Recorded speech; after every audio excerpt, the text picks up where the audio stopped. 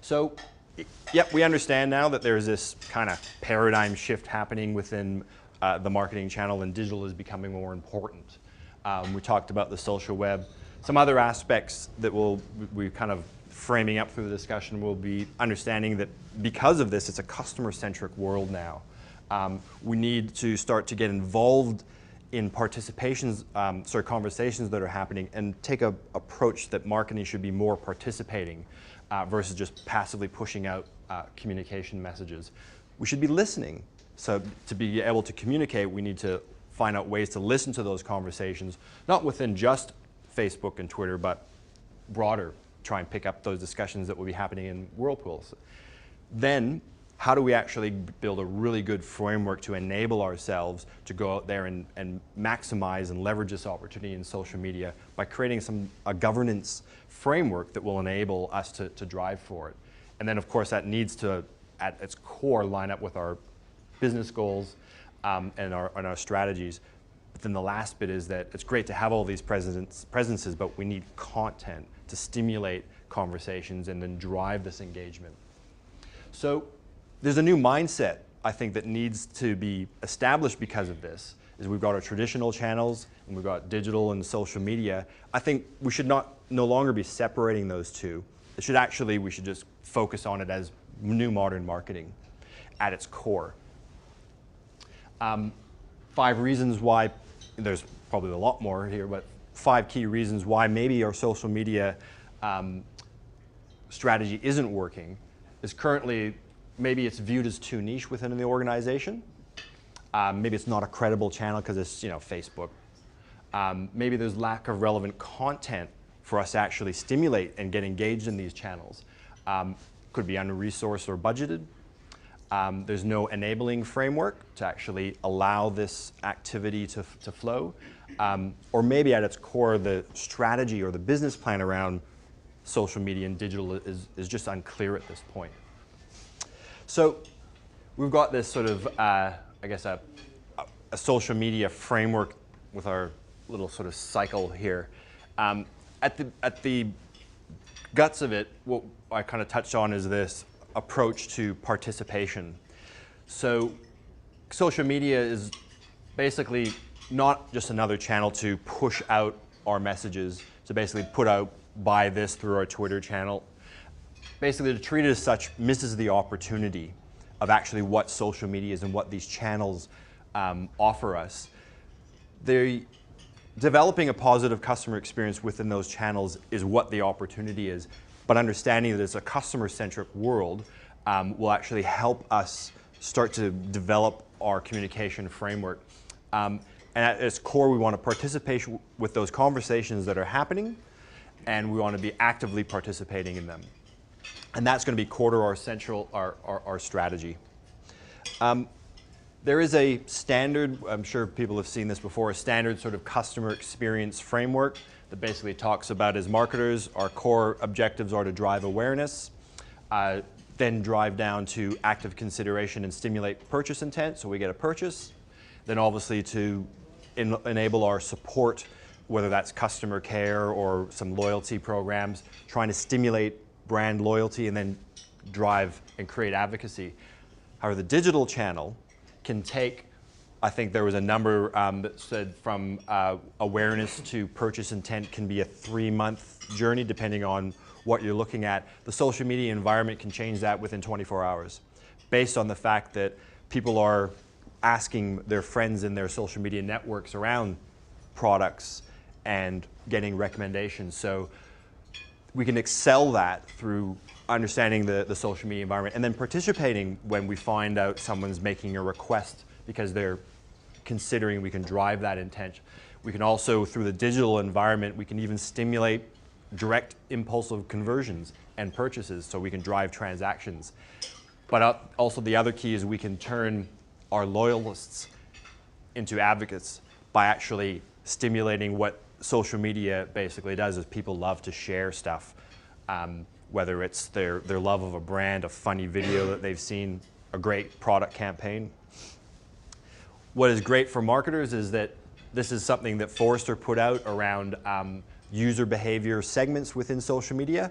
We all love to basically understand how we can target and refine our messages. So understanding that yes, there are actual behavior segments within the social media environment is great, because you can then go, great, we want to develop a campaign, but who do we want to target, or who are the areas in which we want to target? Do we want to target creators? So creators are people who actually love to generate their own user-generated content, like to create their own content, take a picture of themselves, upload it to their Facebook page. So you'll see lots of campaigns like, take a picture of me drinking a Coke. So Coca-Cola ran a campaign called Brr, which was basically people to drink a Coke and go brr, and it was actually video, and they created a whole channel around that. So they targeted creators. But however, what they also targeted and picked up was the collectors and the critics, because then people were participating with the user-generated content around that brand. Oh, that was really funny. That was a lame video, etc. So you get the critics and then the collectors who are actually liking that. So you have those tierings. I personally sit somewhere within the collectors area, because I just hoover up and all this kind of likes, because I want to get more information. So I'll have lots of fan pages, etc. that I'm liking. That's kind of where I sit. But there are a lot of people who sit within the creator side. And then there's, at the very bottom, are spectators. So these are just basically people who are participating in the digital channel. They're probably going into Facebook and reading things and reading stuff on Twitter, but they haven't actually signed up their own Twitter presence, etc. But they're still out there. Now there is actually, I had another slide that I pulled up that actually shows some of the growth and some numbers around adults and youth demographics, etc. But it was a bit old, but I think from what I understand, that report's going to come out updated, so we'll get a little bit more insight into that. But it's an evolving area. So the next step is we kind of understand that participation is actually core to actually a really successful strategy. However, before we start to plan an action, it would be good to actually take a step back and listen to actually what those conversations are happening in the social web. Not too dissimilar before you actually launch a product and invest in it. You're going to basically do your research, whether that's primary, secondary, to find out if there is an opportunity. No different from social media. Because what you want to do is find out what the sentiment is out there of your brand or your product. Again, what are the needs of the target audience? Because you'll basically be able to glean that from listening and finding out what the conversations are.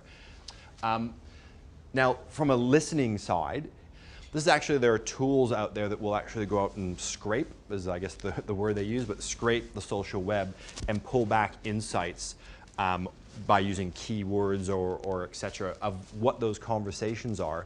And then you can actually work out what the sentiment is and the context. So there's free tools. Google Alerts is probably the simplest one, and Google Alerts just is basically an automated search that comes up, and then you get the results emailed back to you.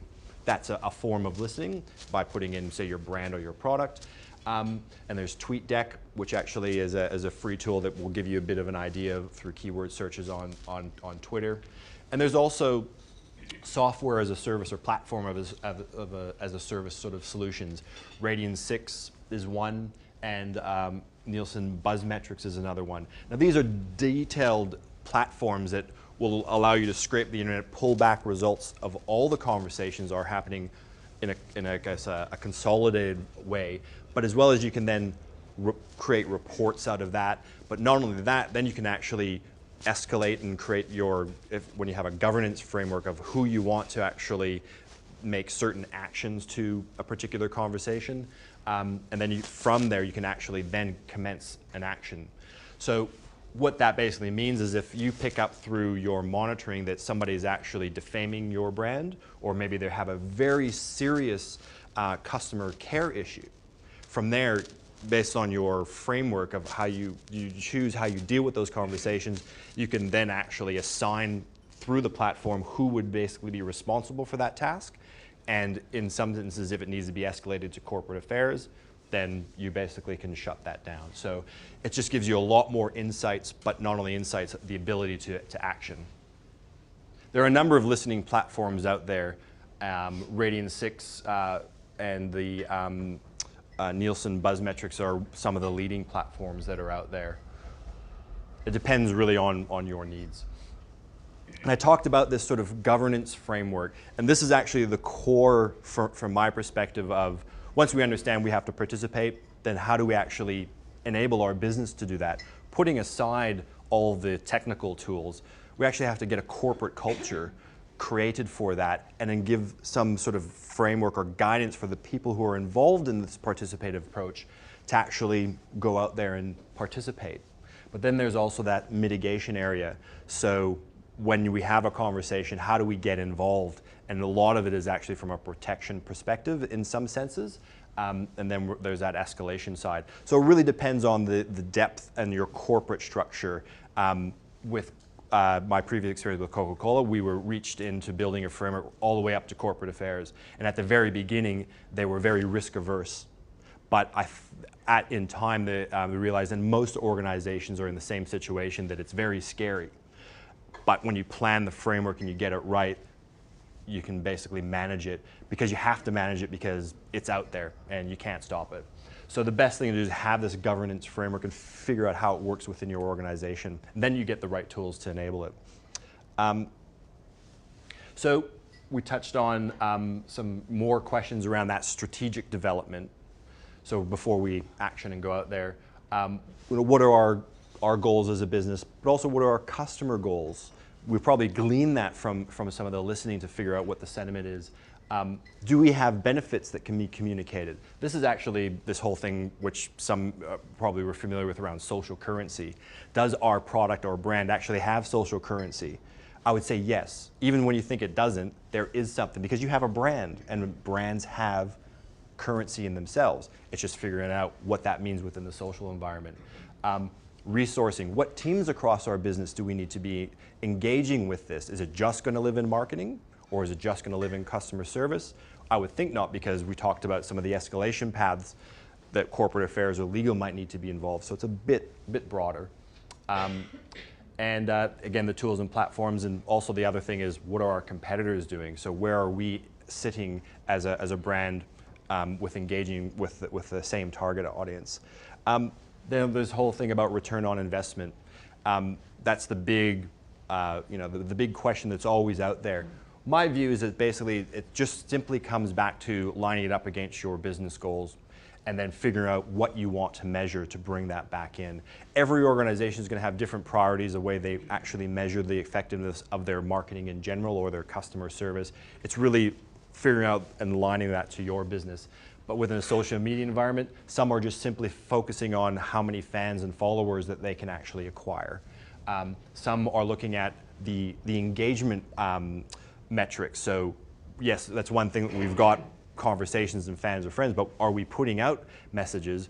Are they engaging? And I think that's a key one, because especially in the first step when we talked about what are we experiencing in social media with our Facebook pages and our Twitter pages, a lot of businesses start off going, yep, this product's for sale, this is a great product here, here's a new PR release. But is that actually stimulating people wanting to participate and share that information?